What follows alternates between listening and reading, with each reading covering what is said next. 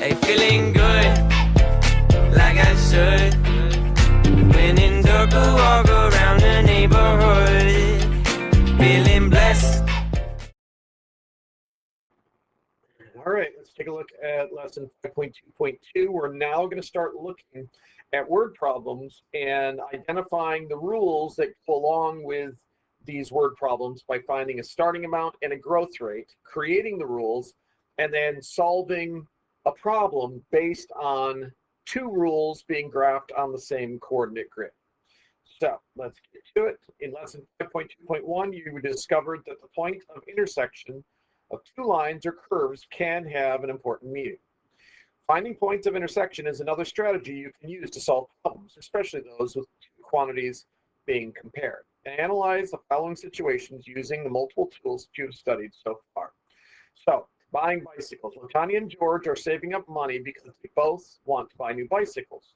Latanya opened up a savings account with $50. That's her starting amount. She just got a job and is determined to save an additional $30 per week. Okay, so she starts with $50 and her growth rate is $30 per week. So when you think about this situation, remember the X and the Y, what do those represent? If the $30 per week is the growth rate, then the X in this particular situation is going to have to be the number of weeks. And the Y, what are we counting? We're counting the total number of dollars she's going to save, so the Y will be that total. For George, he starts with 75, so he starts with a higher starting amount. He's going to save only $25 a week compared to $30 a week. So his growth rate is less than Latanya's, but his starting amount is more. And in both of these situations, our independent variable, our X, is always going to be the number of weeks. And our dependent variable, Y, is always going to be the total dollar amount. So I don't really like this question too much. Let's just work through it a little bit. It says use at least two different ways to find the time in weeks when Latanya and George will have the same amount of money. Be prepared to share your methods with the class. Well, first of all, let's make sure we got our rules correct, right? Our Latanya's growth rate is $30 per week, where X represents the number of weeks and Y represents the total dollar amount. And she started with $50. So in 1 week, she's going to have $80. In 2 weeks, she would have 110, and so on and so forth. So we could set up a table here. That would be one way that we could set this up. Or we could go to the graph. And so that's what we're going to do next, is we're going to graph these situations. So why don't you do this? Go ahead and set up tables for Latanya's rule and for George's rule, and plug in for 0 weeks, 1 week, 2 weeks, 3 weeks, go, maybe up to 7 or 8 weeks. Or at least go do both of them at the same time until you find a common ordered pair, because that's going to be a significant quantity, okay? So I'm going to pause. You go ahead and set up these tables, and then we'll do the reveal to see what we find out. Okay, so setting up. Let me go ahead and extend this page a little bit so I can do this bit by bit. Where the X is the number of weeks. In week 0, that was the starting amount. That's your Y-intercept, $50 she put in the account. Every week thereafter, it increases by $30. Okay, so now I'm going to go over here, and I'm going to start off with George. He started off with 75, then went to 100, then went to 125, then went to 150, then went to... Well, that's kind of interesting. Take a look at this. We're getting closer every single time, right? First, they're $25 apart, then they're 20, then they're 15, then they're $10 apart. In week 4, they're only $5 apart, which brings us to week 5, which is when they have the same amount of money in there. So our question was, use at least 2 different ways to find the time in weeks when Latanya and George will have the same amount of money. And so we found it here in week 5. So this is one way of doing that. Latanya and George will have the same amount of money in 5 weeks. Well, what does that look like on the graph? How would we see that on the graph? So what we're going to do is we're going to set up a graph, and let's think about what the graph would look like, what the x-axis represents and what the y represents. So we said here that the x is the number of weeks, right? So our x-axis, we could probably count by ones on the x-axis since that's what we did in our table, and label that number of weeks. And for our y-axis, that's going to represent the total number of dollars. We probably want to count by either 20s or 25s, but we need to get up to at least 200, right? So that's the only way we're going to see that intersection. So the x-axis is going to represent the number of weeks, and the y represents the total. What is this? Total number of dollars. So how should the axes be scaled? Well, like I said earlier, you probably would want to count the x by ones, and you could count the y's by 10s or 20s or 25s. It really doesn't make any difference. I don't know that you want to count by hundreds because then it's going to be hard to get those individual points in there. So the lowest number that you can scale it by and still get your intersection point really is the key. And it just, maybe you do it a couple times until you get that right. So should the amounts of the savings accounts be graphed on the same axes or separately? Well, we're trying to see where the two lines intersect. That's going to be the solution to the system. And the only way that can happen is if you got them on the same set of axes. Let's go ahead and set this up. This is how you would set up the graph, where you got your y-axis. It's going to represent your total dollar amounts. I decided to count by 20s so I could get up past 200. And the x-axis, I actually counted by half weeks, but I just labeled it just to space it out. Every two lines was considered a week, okay? And of course, that's the number of weeks. So what you need to do now is recreate this graph on coordinate grid paper and plot the points from the table that we created for LaTanya and plot the points for the table that we created for George. I recommend when we're doing these types of problems, which are referred to as systems of equations, if you've got colored pencils, you can color code these lines to separate them. Like I'm going to do my LaTanya in blue and my George in green. If you don't have colored pencils, you could just use a pencil, but you would want to label which line goes with which one. You could label this as the LaTanya line, and this is the George line, or you could label this as the y equals 30x plus 50 line, and this is the y equals 25x plus 25 line. But it's really important that you label those lines.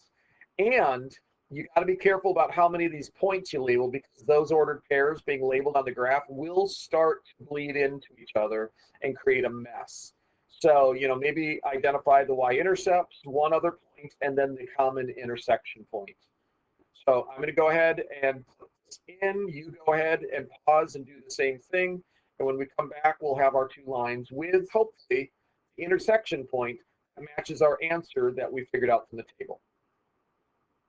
All right, let's see if your graph looks like my graph. So I've got the LaTanya line that started at 0, 50. That was the y-intercept, right? I'm counting by 20s, so 10, 20, 30, 40, 50, 60, and my lines look like, are these a little bit off? What has happened there? Oh, well. At least we got the lines to match up here. So this is about the 50 point. And so we know that 3, 140 was one of the points on the table, and 5, 200 was one of the points on the table. And our line passes right through there. And then George line is the green line. He starts with more money, but he's saving less per week. And so it goes up 25. This is 100, then 125, then 150, then 175, and this is 5, 200. So this is the point that is the common point for both of them, right there. And so that confirms what we saw on the table, that after 5 weeks,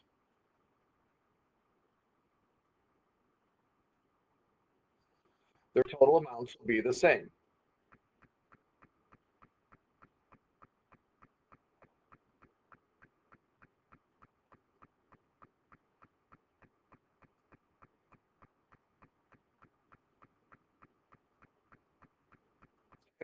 So our graph confirmed what we had figured out in our tables. That is good news. In a few days, we're going to learn how to do this without creating tables or graphs by solving algebraically, but we're not ready for that yet. All right, so that was wonderful that we were able to see a common ordered pair in the table that matched what we saw in the graph. Okay, So let's just answering these questions. We already have this information. What was the rule for Latanya? That was the y equals 30x plus 50. The rule for George was 25x plus 25. And then our solution was at 520.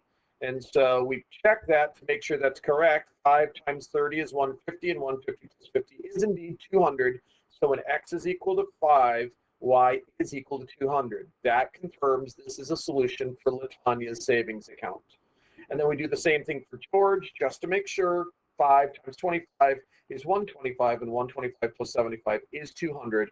So we feel confident that our answer was correct. We've checked it algebraically, checking both of them to make sure it works. We saw it on the graph, and we saw it within the table. So yes, it absolutely is true.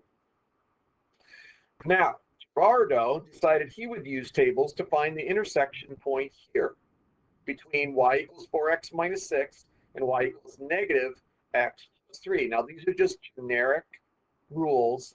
They don't appear to apply to any particular problem. We could probably make up some kind of a problem that these could fit in with. Let's not. Let's just focus on what's going on here. So we look at the tables. Negative 3, 18 is absolutely a solution here because 4 times negative 3 is negative 12, and negative 12 minus 6 is negative 18. And from there, does it look like it's growing by 4 every single time? Because that's the growth rate, right? Positive 4, so increase by 4, increase by 4. That's the y-intercept, right? When x is 0, y is equal to negative 6, increase by 4. Let's go ahead and check and make sure that this is actually a solution to this rule. 4 times 2 is 8, and 8 minus 6 is 2. Yes, so that table is correct. The same thing apply here. Our y-intercept is at 3. When x is equal to negative 3, that becomes negative 2 times negative 3 is 6, and 6 plus 3 is 9. So are we going down by 2 every single time according to the growth rate? Yes, we are. Now let's check if y was equal to, or if x was equal to 1, that becomes negative 2 plus 3 is 1. Yes, that table is correct. So where is the common point? It doesn't look, we can't find one.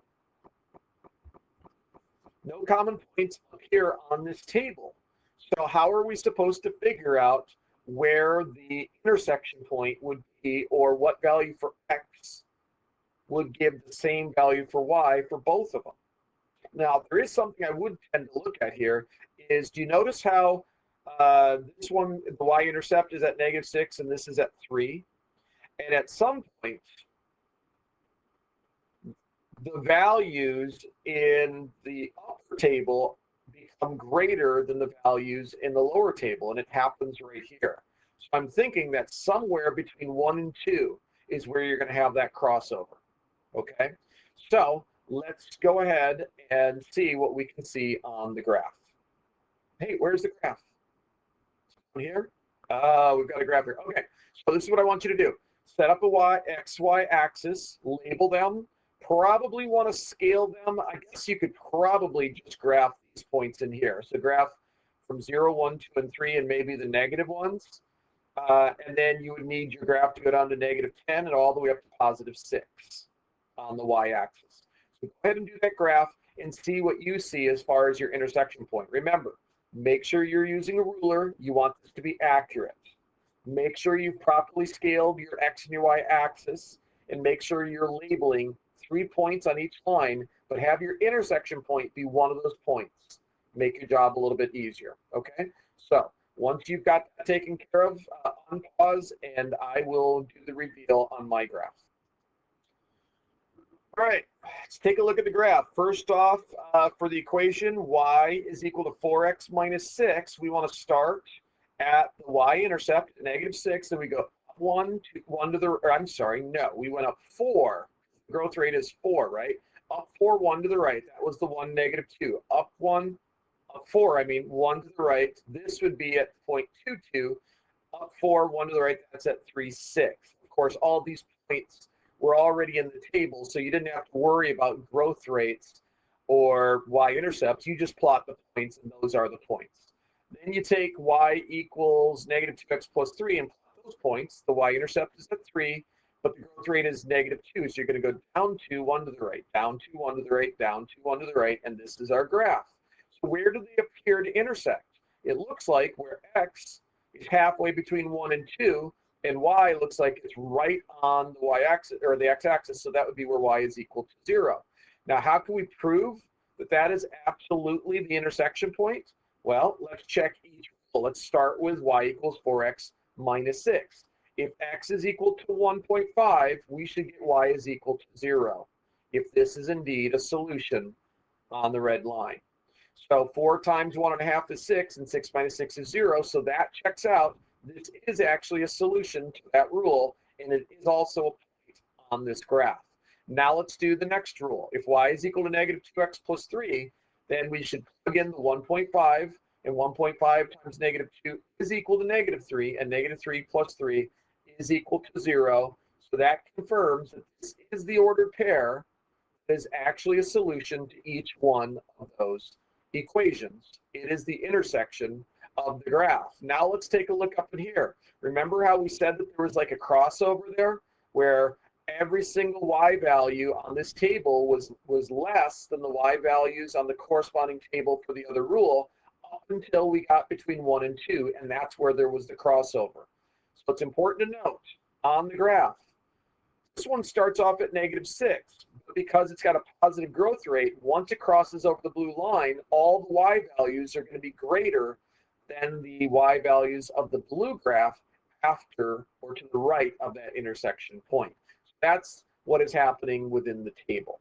So somewhere in here, we could estimate, but it's not easy to tell what that point is. But on the graph, you clearly see the intersection point. And at that point, depending on how you're scaling your axes, it may not be obvious what the point is either, but you can make an estimate and then you can check it to verify what it is.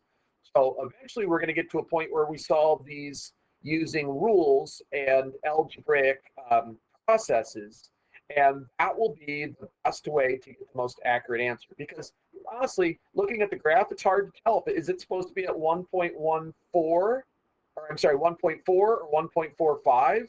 How do we really know what the intersection is? I just guessed and then plugged it in, and it worked. Thankfully, it was a nice number, relatively friendly for decimal numbers. These intersection points can be anywhere. And so just like with the 5D process, how we found that we could guess and check until we got to an answer, but if it was a negative decimal number, it would take a long time to guess that. Same thing here. So graphing allows you to get a ballpark figure. Nothing will be better than when we learn how to solve these algebraically. So that ends today's lesson, less than 20 minutes. That's good. You got a chance to practice your graphing a little bit. Please continue practicing with your graphing. Every opportunity you get, when we have problems where they ask you or direct you to graph, please do it, because this is an important skill you need to have mastered, and your high school teachers are going to expect you to know how to do it in 9th grade. So the more you practice it here in 8th grade, the better you're going to become at it, and you'll be an expert, and you'll be able to move on to the harder problems in 9th grade because you'll already know how to do this. All right, take care. Let's move on to the next activity. Hey, feeling good, like I should. When